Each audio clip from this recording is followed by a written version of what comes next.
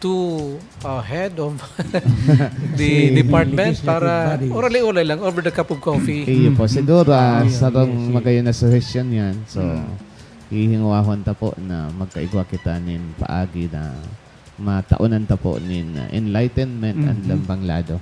So, Kasi kung minsan, kung legal, dahil madadara sabi nga ni, not all legal are moral eh.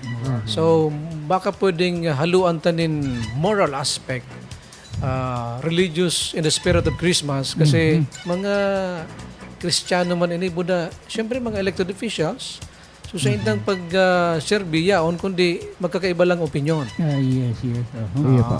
So, yun lumawon, tata, kasoon man, nakaibanta si Governor. I'll try to make some efforts na mataunan ta po ng solusyon in sa tuyo.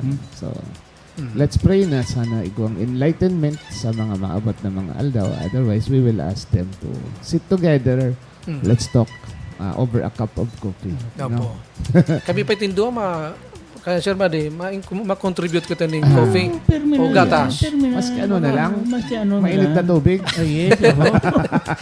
Alright, sige po, Bishop, yung parting message natin sa ating mga kabayan, the spirit of Christmas this time.